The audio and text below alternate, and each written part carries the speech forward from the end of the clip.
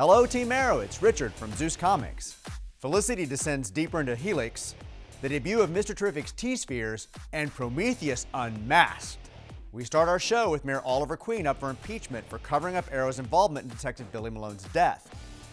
This episode had plenty of action despite Oliver not being suited up as Arrow. Oliver, Dinah, and the Vigilante, Wilddog, Spartan, and Mr. Terrfic, and the Vigilante and Prometheus. With Oliver up for impeachment, this gives the Vigilante a reason to go after Oliver. And in a battle, Dinah reveals herself as a metahuman via her canary cry. Vigilante's goggles even zoom in on her as if documenting her identity, making the next scene with Adrian Chase going after Dinah for the Vigilante tech suspect. Okay, wait, let me back up. And this is going to get spoilery in terms of comic book history. The very first identity of the Vigilante in the comic books is Adrian Chase. Do the actions of television's DA Adrian Chase make sense now? Hasn't it seemed unusual that Adrian was willing to go along in the Malone cover-up? Didn't Adrian's willingness to follow Oliver's directions relating to Arrow seem odd if he didn't already know Oliver's secret identity? So that moment later when Adrian approaches Dinah offering to check the found piece of Vigilante tech, it seems as if he's trying to cover his identity as the Vigilante. But wait! Prometheus finally makes his return this episode in a battle with the Vigilante for the right to take down the Green Arrow. And here's the big reveal. Cover your ears and eyes, children, if you don't want to know. After the Vigilante exits the battle, Prometheus removes his mask and it's Adrian Chase. So what's happening here? Is Adrian Chase Prometheus? Or is Adrian Chase the Vigilante like in the comics?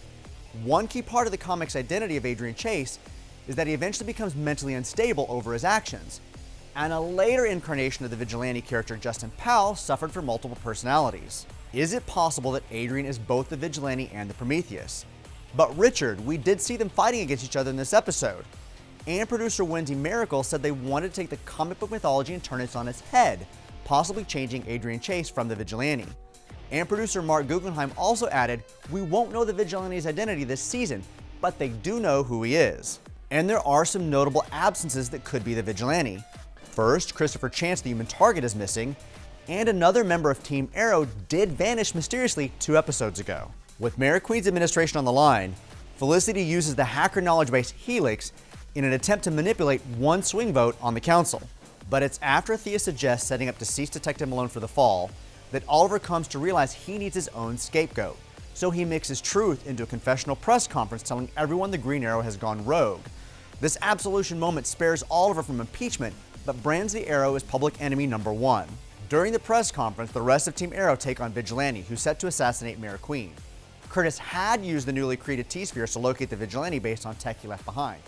Plus, we get to see the T-Spheres in action taking down the Vigilante. Awesome! And on her end of episode, Felicity joins the hacktivist group Helix, taking her down a much darker path.